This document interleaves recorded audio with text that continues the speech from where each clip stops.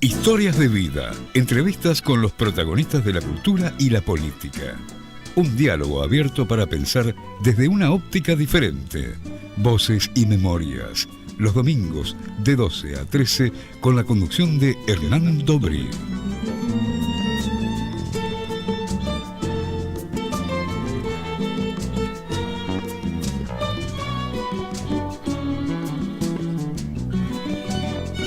Buen mediodía de domingo, bienvenidos a una nueva emisión de Voces y Memorias. En esta oportunidad nos acompaña un músico y escritor, aparte. Nació en 1949 en Buenos Aires, en el año 1965 hizo su debut profesional cantando en distintos lugares en la capital. Al año siguiente hizo su primera aparición televisiva en Telenoche. Y en el año 1967, junto a Jorge Durrietz y un tercer vocalista, formaron el grupo Cronopios, y luego el grupo que mayor fama le dio junto a Durrietz, que fue Pedro y Pablo, además de haber formado parte de su propia banda, Cantilo y Punch. Vivió en Colombia, en Brasil, en España, en el Bolsón, y es autor de diferentes libros, tanto de compilaciones de sus propias canciones como de su propia obra literaria: Poesía Cardinal, Jardines de Origen, ¿Qué circo?, El cantar de Miguel Cantilo, Señales de vida, Todo Miguel Cantilo, Chau Loco.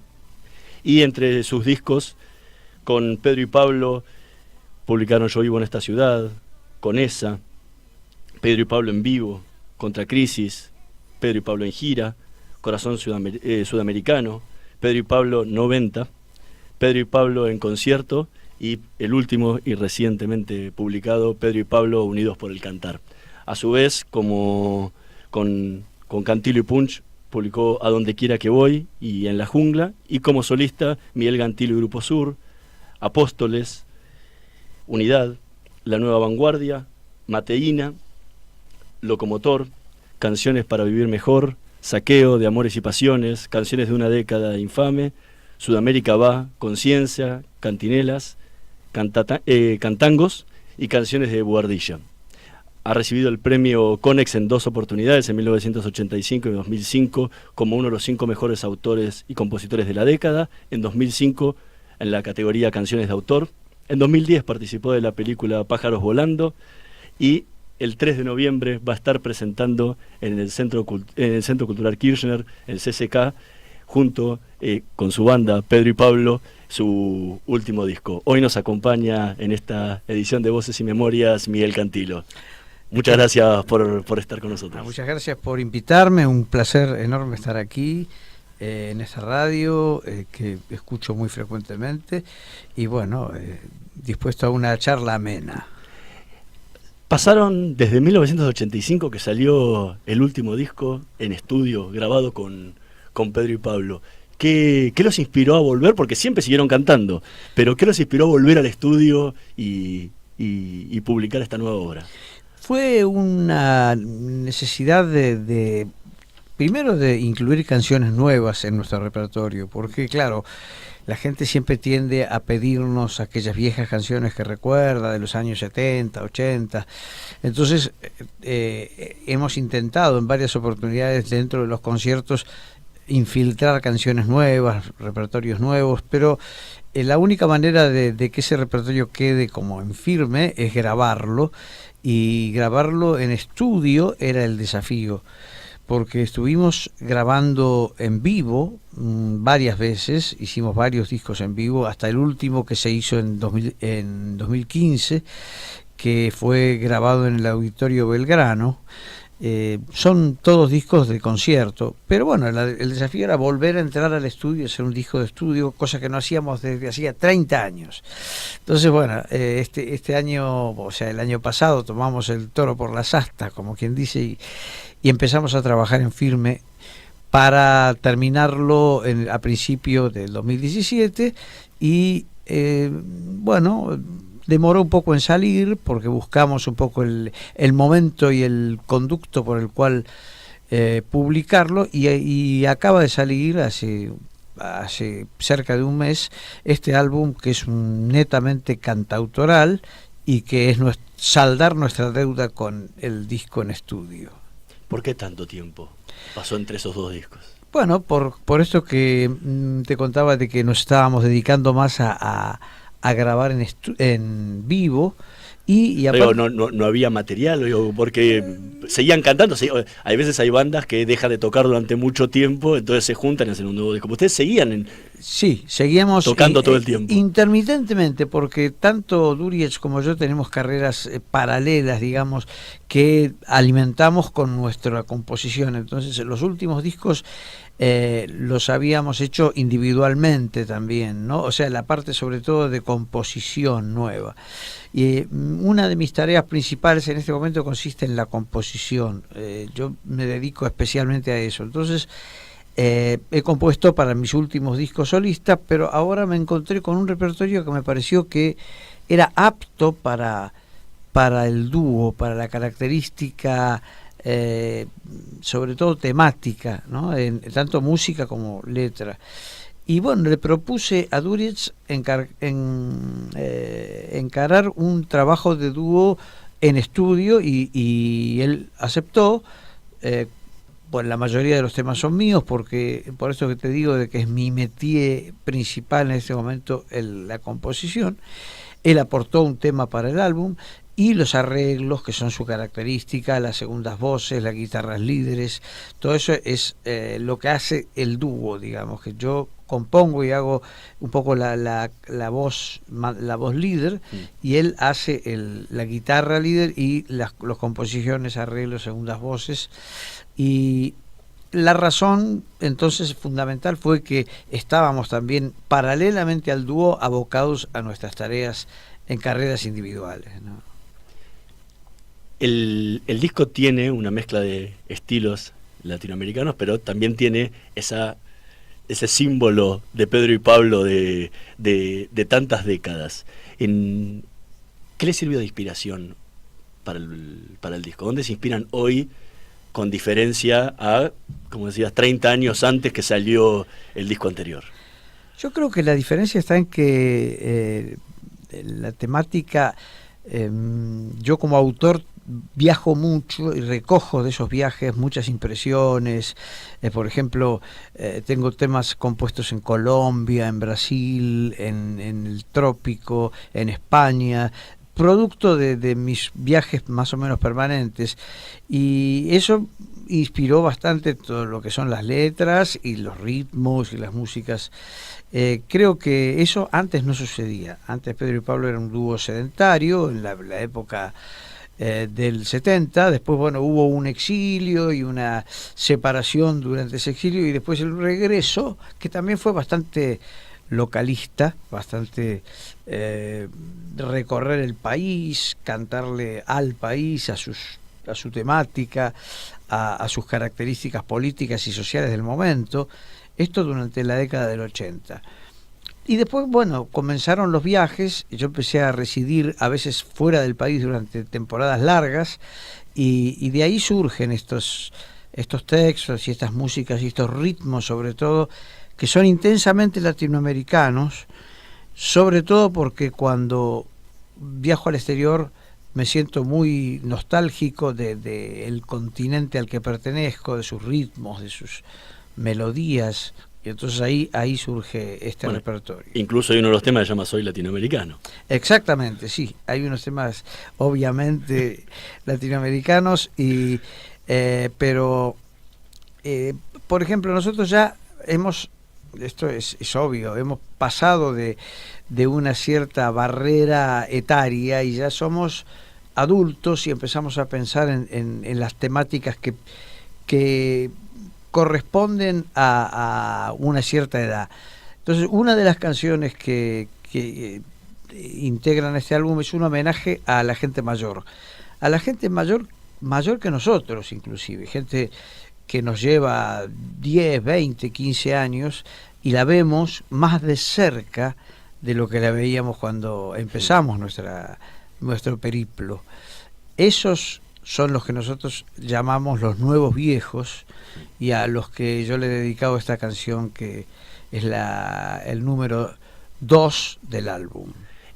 Hace un tiempo, en una entrevista, cuando le preguntaban cuál era la química, esta razón por la que seguían siempre durante tantas décadas juntos. Hablaban de que nunca hubo conflictos puros artísticos entre ustedes, pero que hubo algunas desavenencias artísticas en algún momento porque Jorge no compartía, entonces decidieron por momentos separarse. Me imagino que obviamente cerraron esas desavenencias. ¿Qué los une hoy? Bueno, el cantar, fundamentalmente, como lo dice el título del álbum, pero aparte esas desavenencias vinieron por una cuestión artística, ¿no? O sea, nunca tuvimos profundos conflictos ni peleas irreconciliables en ningún momento. Siempre fueron apetencias artísticas, y es importante para valorizar, y esto pasa a veces en las parejas, en las familias, etcétera, para valorizar una relación es importante a veces suspenderla durante un tiempo y que cada uno se dedique a lo que le apetece más. Y entonces ahí sopesar la verdadera intensidad de lo que significa estar juntos, ¿no? Y esto nos pasa permanentemente, nos ha pasado toda la vida con Jorge. Ya desde el primer disco sacamos los 2 primeros álbumes en el 70 y 71, y en el 72 yo ya estaba sacando mi primer álbum solista con una banda totalmente diferente y con músicos totalmente distintos, en otro estilo, y es como un poco la constante, ¿no? Buscar formas de expresión que no siempre corresponden a Pedro y Pablo, pero que nos hacen revalorizar el hecho de juntarnos de tanto en tanto a cantar unidos por el cantar. Vamos a escuchar el primer tema que eligió Miguel Cantilo de su último disco, Unidos por el Cantar, Los Nuevos Viejos.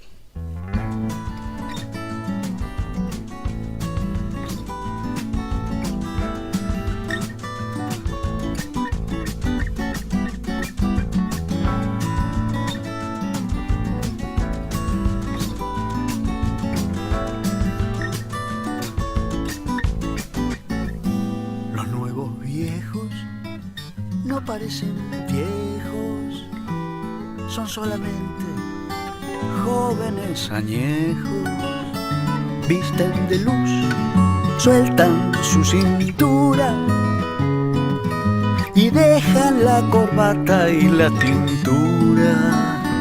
Los viejos de hoy no son como antes, salen en grupos a reírse fuerte, juegan a juegos, no hablan de la muerte y coquetean con su pelo gris. Los nuevos viejos regalan salud, caminan mucho y hasta algunos corren, hacen gimnasia, dieta, y aunque ahorren, saben, no les alcanza la jubilación, pero los ves cantando antiguas melodías y sus tangos bailando, como en aquellos días de juventud, pura efervescencia, senectud, paz y experiencia, si sabes llegar.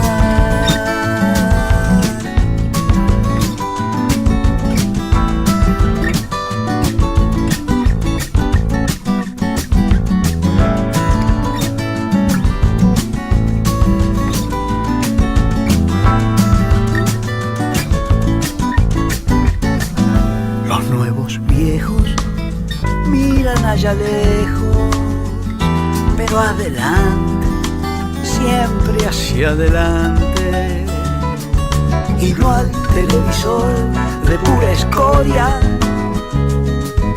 y no al retrovisor de la memoria. Los viejos nuevos viven su presente, asumen el desgaste de los años y en el amor de sus contemporáneos siempre reviven y renacen cada sol.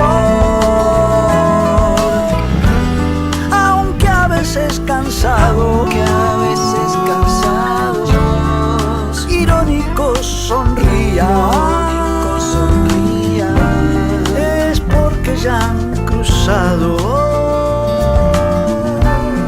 donde otros se desvían. Los días de juventud, divino tesoro, senectud, un tiempo de oro, si sabes llegar.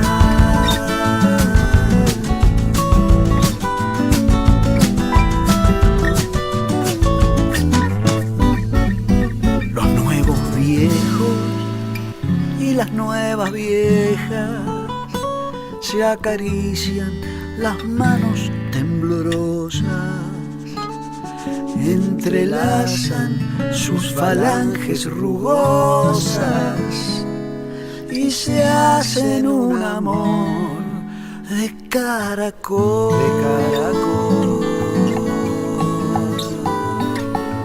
Pa, para, pa, pa, pa, para, pa, pa, pa, para, pa, pa.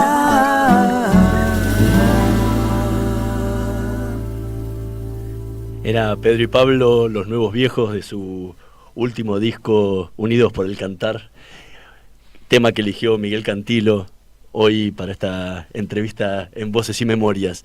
Hace un tiempo, en una entrevista, decía que, hablando de la marcha de la bronca, que no es la misma bronca que sentís hoy con la dictadura militar, pero que en algunas cosas hay un estancamiento que hace que ítems de la canción no fueran resueltos y que dejen relevantes frases como roba y mata al asaltante pero también el comerciante, o matan con descaro, o quizá no en el contexto entonces de la represión, pero aún sucede 40 años después y te da bronca.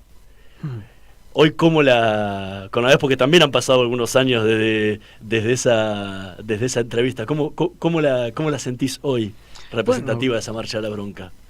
Yo creo que más allá de la aplicación que pueda tener puntualmente la generalidad de toda la canción, hay como marca ahí esa charla, determinados ítems, y uno de ellos, por ejemplo, acabamos de presenciarlo con el tema de Santiago Maldonado, que fue un acto represivo en el que nunca nada queda claro, y esto es, en ese momento yo estaba en España y el juez Garzón de España dijo: estas cosas en Argentina siempre suceden y siempre es como esa duda, ¿no? Queda flotando esa duda, que no, que sí, que se oculta, y esto es cíclico. Como esto, hay otros ítems de la canción, como lo que señalábamos de roba el asaltante, pero también roba el gobernante, que es una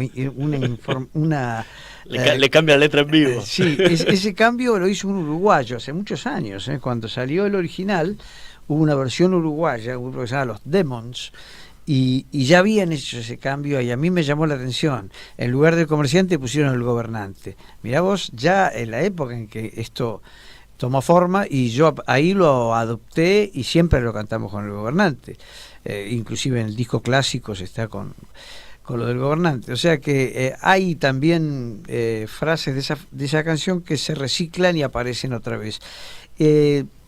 Hace poco estuve en Cataluña presenciando todos los hechos también represivos, y un grupo catalán me pidió la canción para traducirla al catalán y cantarla en catalán, y yo le hice la traducción con una persona que conoce el catalán profundamente, y se la entregamos. Todavía no se ha grabado, pero después, hace unos años, también fuimos a Israel y había un grupo de argentinos que nos acompañaron, que nos propusieron acompañar a un cantante joven que la cantaba en israelí. O sea, habían hecho la traducción y hacían críticas a lo que estaba ocurriendo políticamente en ese momento, de lo cual yo no tenía la menor idea. La frase justamente que leía era de la entrevista que te hicieron en Israel en ese momento, claro, justamente hablando de la canción. Claro, y bueno,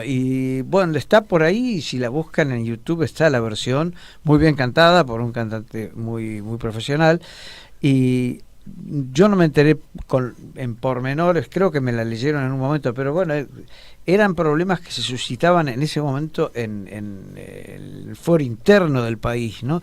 Yo creo que cada país tiene su bronca y por lo tanto la Marcha de la Bronca es aplicable como tantas otras canciones de protesta que hay, pero bueno, hoy día parece como que es bastante representativa, sobre todo de nuestro estado de ánimo, de la bronca, que es una cosa muy argentina y que yo veo que pasan los años y no hay una palabra que pueda reemplazar a la bronca, que es más un estado de ánimo que una manifestación física o colectiva violenta.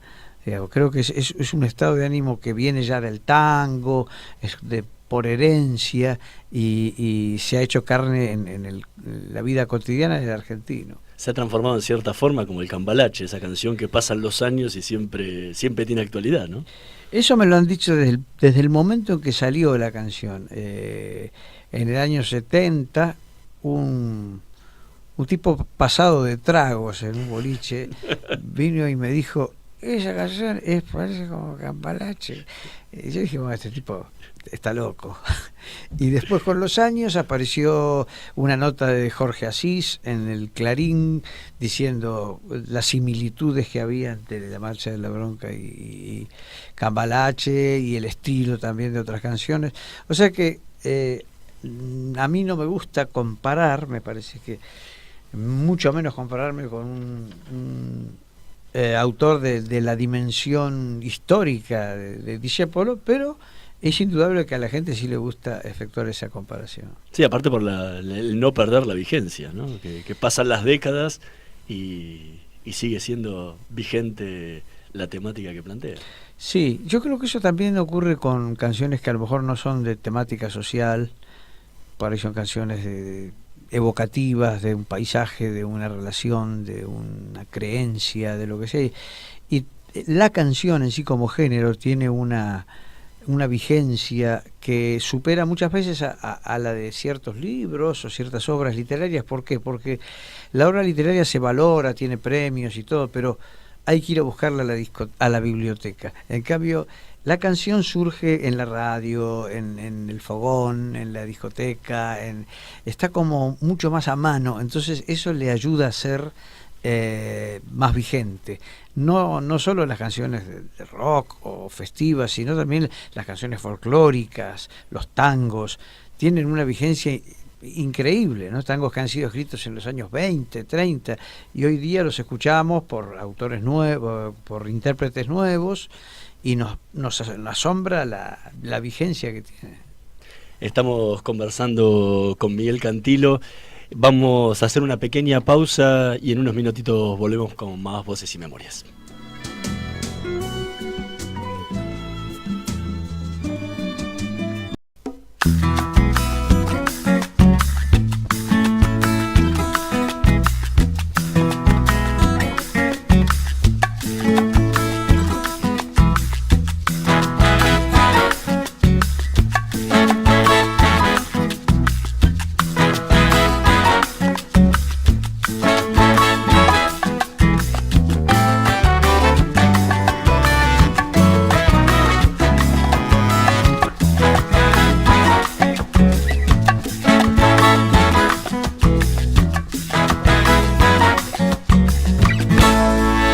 Después de tanta fatiga, toda una vida, de haber levantado torres, tendido puentes entre la gente, haber sostenido cielos negros, azules, cargando nubes, después de malabarismos por mantenernos con nuestro juego. Lo que nos espera es lo que dejamos, nuestra propia estela nos está guardando, y hay una cosecha, de lo que sembramos. Lo que soy seré cuando ya no esté, lo que fui será, porque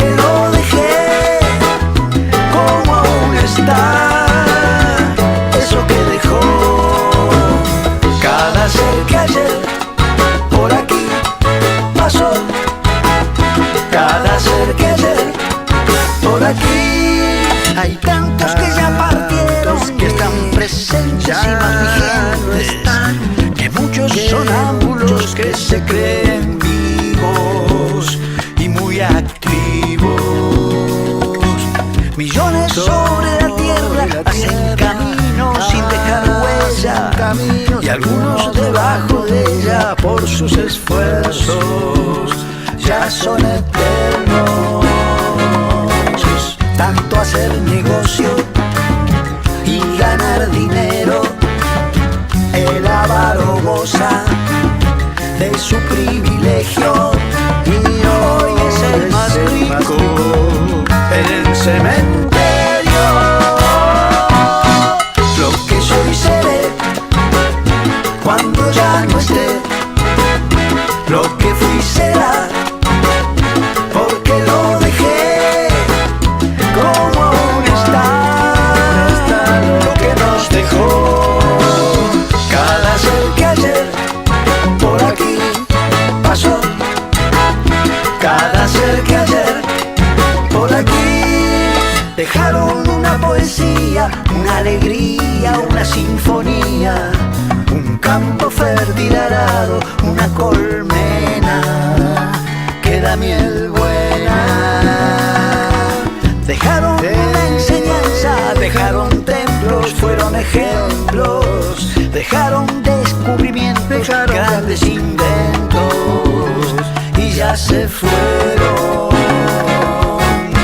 Solo quedan nombres, cuadros en paredes de lo que eran hombres, hombres y mujeres, y quedó su aporte, sea lo que fuere. Lo que soy seré cuando ya no esté, lo que fui será porque lo dejé. Como está lo que nos dejó.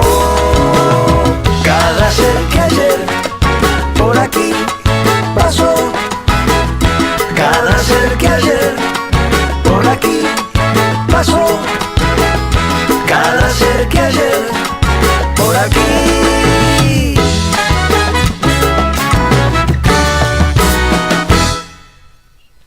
Era Pedro y Pablo, Lo que soy seré, tema elegido por Miguel Cantilo del último disco de Pedro y Pablo que van a presentar el próximo 3 de noviembre en el CCK, el disco Unidos por el Cantar.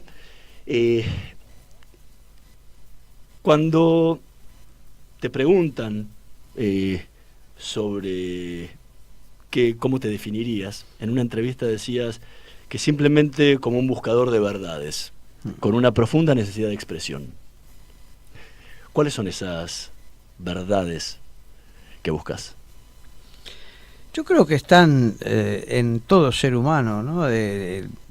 Más o menos los mismos. Es un poco preguntarse por qué estamos aquí, de dónde venimos y a dónde vamos, cuál es el objetivo, si existe, o el propósito de la vida.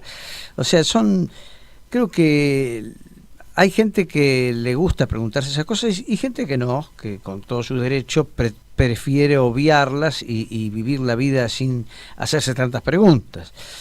Pero en mi caso yo me he vivido haciendo preguntas y al principio busqué en religiones, filosofías, corrientes de pensamiento, como investigando por esas respuestas, y fui como haciendo un camino en esa búsqueda que sigue, que obviamente va a seguir hasta el fin de mis días, y que, como te decía, creo que busca dar respuesta a preguntas que todos los seres humanos se hacen, ¿no? Y que regulan un poco el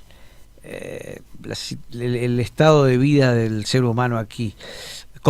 Por ejemplo,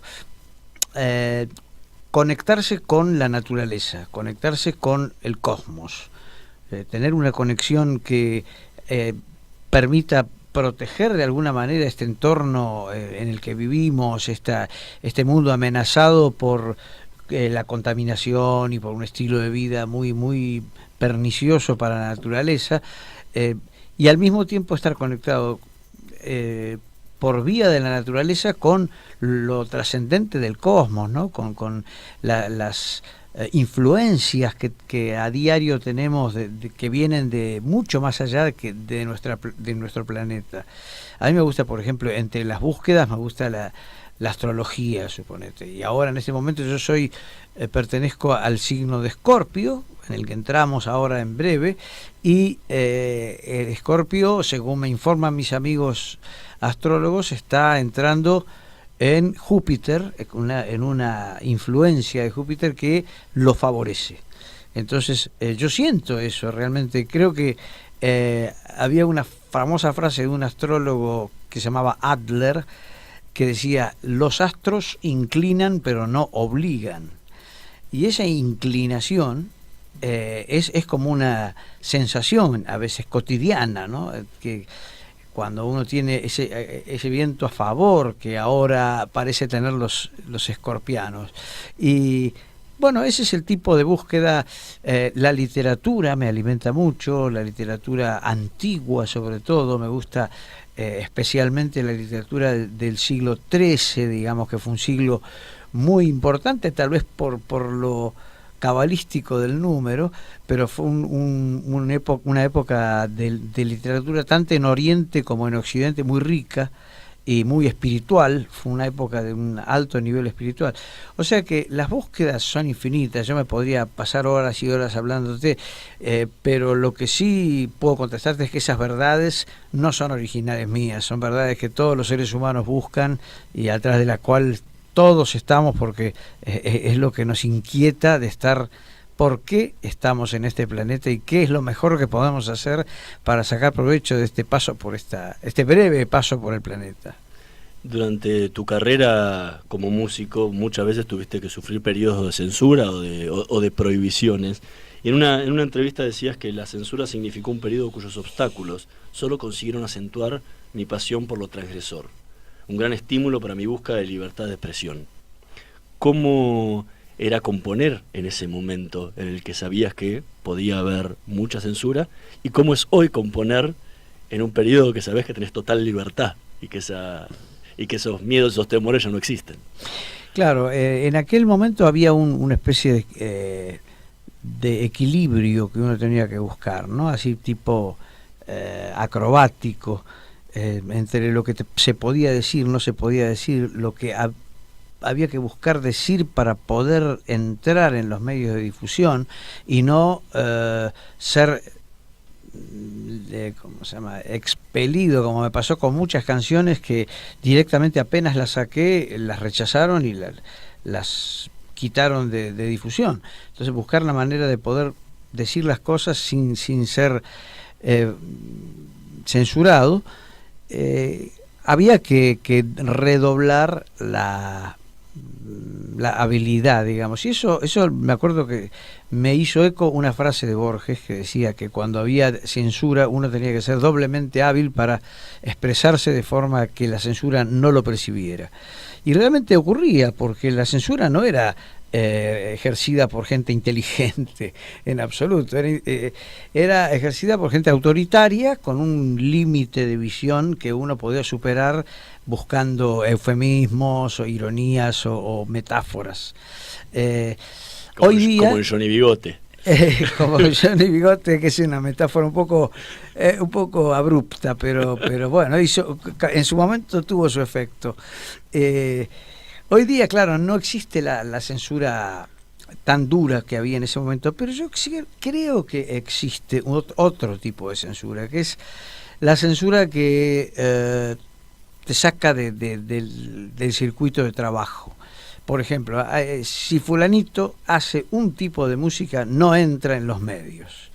Si fulanito es un poco excedido en sus comentarios o en su forma de expresarse en relación al sistema, simplemente lo raleamos, digamos, lo sacamos de difusión, no por un edicto ni por una lista negra como se hacía en los años 70, sino porque simplemente hay un olfato que viene de los musicalizadores que dice esto mejor no, esto mejor sí.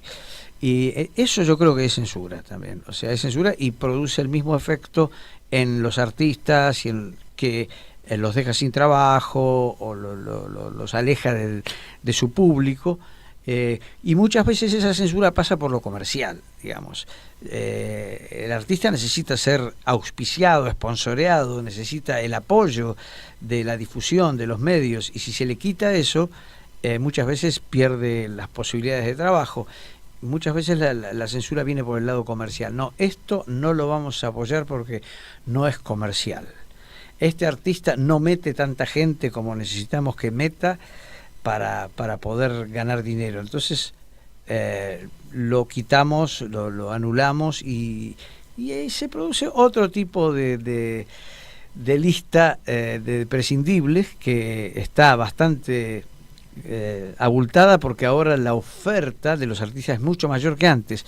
Antes éramos 10 grupos, qué sé yo, al principio cuando empezó esto de rock nacional que se llamaba Beat, y éramos 10 grupos, 20 grupos como mucho. Ahora en cada aula se están gestando 2, 3 o 4 grupos en los colegios, y la oferta es mucho mayor. Aparte, esto tiene que ver también un poco con la pelea que tuviste con la discográfica en la justicia, ¿no? Sí, las discográficas han sido siempre, pero históricamente, y no solo conmigo, sino con todos los grupos, han sido enemigas, o sea, claramente enemigas de los artistas. Yo me remito a los hechos y a cualquier investigador que compre esos libritos que venden, que son la historia de un grupo X o de un artista.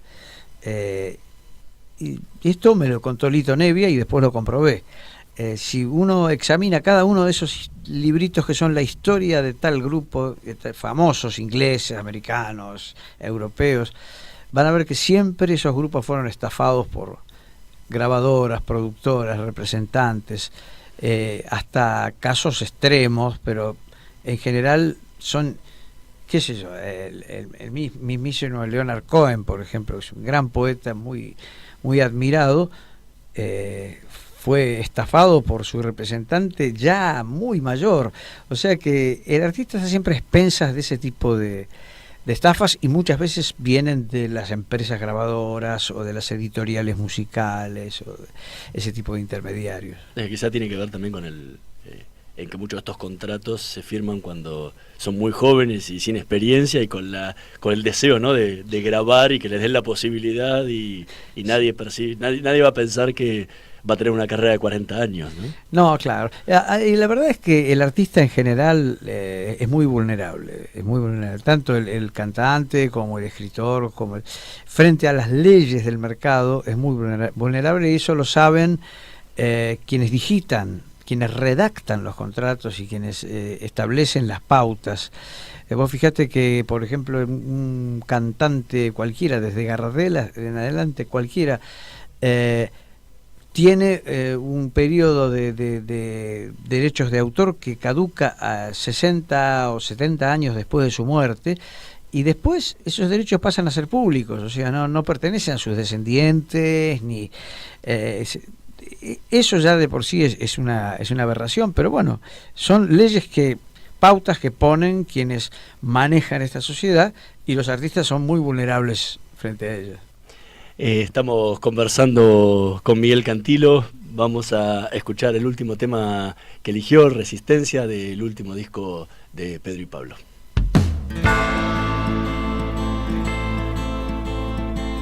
Están talando la arboleda, enriqueciéndose con la demolición, descuartizando la pradera y preguntándose por qué la inundación. Están tragándose las selvas y vomitando sobre el mar con ideas y con actos.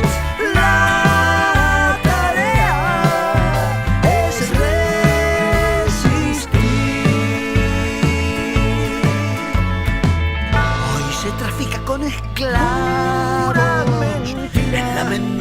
de una falsa libertad, con un ridículo salario.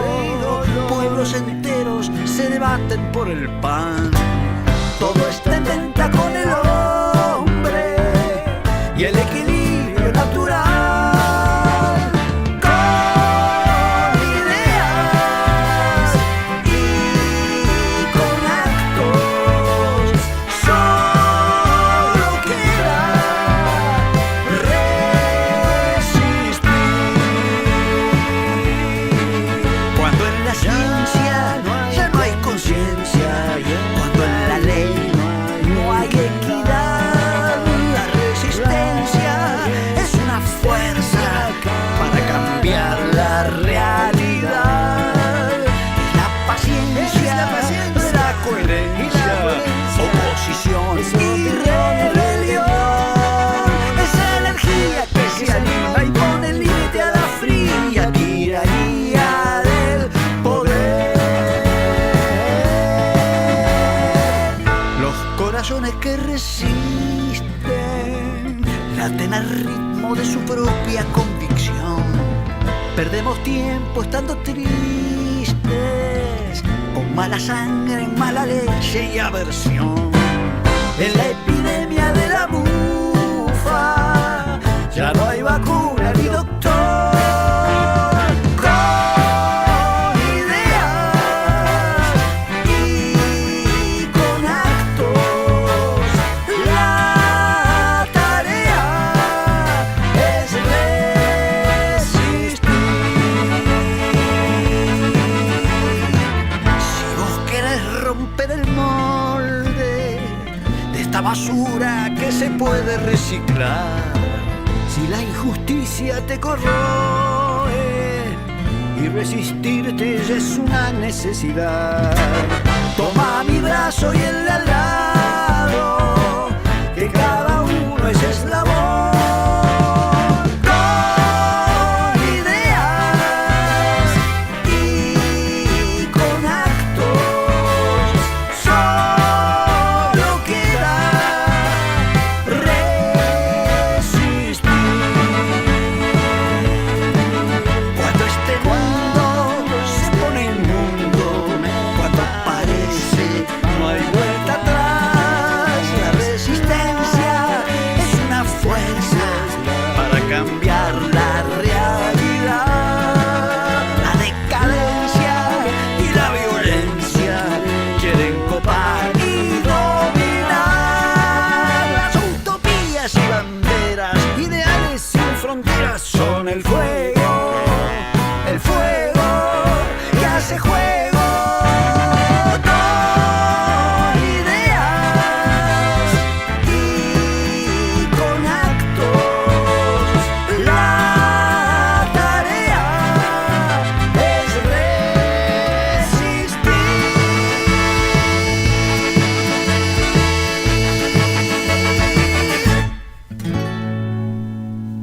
Era Resistencia, del último disco de Pedro y Pablo, tema que eligió Miguel Cantilo para esta tarde de domingo de Voces y Memorias. Es el tema más Pedro y Pablo del disco, ¿no? Sí, la característica de las marchas de Pedro y Pablo se ha repetido en varios discos, en algunos más obviamente que en otros, pero sí, es una de las formas que elegimos para expresar cierto tipo de ideas cercanas a lo social, ¿no? En una entrevista hace un tiempo decías que tus canciones son como pequeñas crónicas históricas. ¿Cuál es el esquema de composición a la hora de decir, surge la idea, la voy a plasmar? ¿Cómo es ese proceso hasta que se convierte en canción? Bueno, es un proceso lento porque no siempre es inmediato el hecho de pensar en un tema, escribir la canción y tenerla terminada. Van etapas que se van sucediendo, la canción es como a veces como un fermento, una cosa que tiene que ir trabajando por sí misma, con sucesivas correcciones, con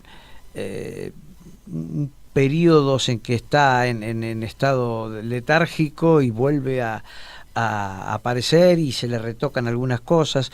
Yo creo que son entes vivos, ¿no? Entidades que subsisten por sí mismas, y después uno, cuando las completa y las publica, el público hace otro tanto, ¿no? Porque las toma, las memoriza. Creo que son seres que tienen su propia vida, pero me consta que es muy raro que sea la aparición sea inmediata. Es un proceso lento, una química así de casi de alquímica, ¿no? De ir sustituyendo elementos, tratando de pulir aristas, y creo que es similar a lo que le debe pasar a un pintor con un cuadro o cualquier tipo de artista o artesano. ¿Tenés en algún momento en el que te dedicás a componer o van surgiendo solas? ¿Cómo es ese proceso?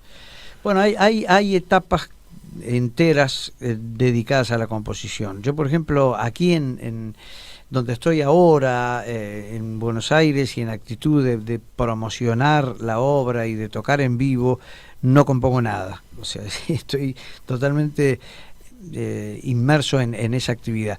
Ahora, hay otros momentos en que tengo tiempo y tranquilidad y el entorno favorable para componer, y eso toma meses en los que me dedico solamente a componer.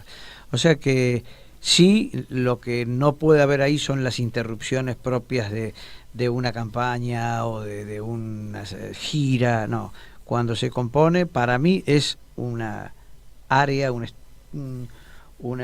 segmento de tiempo dedicado específicamente a la composición. En cuanto a tu banda como solista y la que usaste para la vuelta de Cantilo y Punch, tus hijos, Anael y Sufián, son parte de la banda, y Adán es tu manager y representante. ¿Qué sentís de trabajar con tus hijos? Bueno, yo tengo el privilegio de haber tenido 4 hijos varones. El mayor emigró, o sea que y estoy en contacto con él permanente, pero vive hace muchos años en México. Y los 3 que están aquí se dedican a tareas muy similares a las que me dedicaba yo, no las mismas, porque son, por ejemplo, instrumentistas o productores o arregladores, cosas que yo no hacía exactamente, pero están siempre en la órbita de la música. Entonces, cuando yo necesito de ellos, es un oficio que ellos manejan. Por ejemplo, este álbum de Pedro y Pablo fue producido por uno de ellos, por el bajista, por Anael Cantilo, y interviene también el pianista Sufián Cantilo, y los álbumes anteriores todos han participado ellos, y alternativamente se han dedicado a producir los dos, porque los dos son productores, los dos son arregladores, o sea que en algún disco trabajé con uno, en otro con otro. Y el tercero, que es Adán, es el que se dedica a la parte administrativa, a la parte de venta de shows, y también le gusta tocar percusión, pero nunca se dedicó profesionalmente. O sea que somos como una pequeña empresa familiar. Tenemos también el sello discográfico, la venta de discos a través de internet, una serie de actividades que están todas alrededor de la música, y ellos a su vez tienen, por supuesto, su órbita personal. Cada uno son adultos con sus vidas respectivas, pero cada tanto nos juntamos para alguna de estas producciones. ¿Qué te genera tocar en vivo con ellos? Saber que son tus hijos los que están acompañándote. Bueno, ya esa es una actividad que lleva tantos años, casi te diría que desde que salieron del colegio secundario, tenían 17 años, empezaron a tocar conmigo, o sea que ya tienen 40, así que imagínate, es algo muy, muy habitual, ¿no? Por supuesto que pasa por la amistad, pasa por la camaradería, pasa también porque yo les debo también un respeto como camaradas, y a veces como productores están por encima mío en muchas de las decisiones y yo tengo que acatarlas. O sea, formamos un equipo muy, muy placentero. Era Miguel Cantilo, que nos acompañó hoy en este mediodía de domingo en Voces y Memorias. El próximo 3 de noviembre va a estar junto a Jorge Durietz presentando el último disco de Pedro y Pablo, Unidos por el Cantar, en el CCK. Nosotros nos vamos a reencontrar la semana que viene. Muchísimas gracias por habernos acompañado, Miguel, y por haber compartido toda tu historia. Muchas gracias a ustedes por brindarme esta posibilidad y un saludo muy, muy cordial a toda la gente que te escucha habitualmente. Nosotros nos reencontramos la próxima semana en una nueva edición de Voces y Memorias, en la operación técnica Jonathan Sindel. Nos vemos el próximo domingo. Chao. Chego até os restos do seu amor.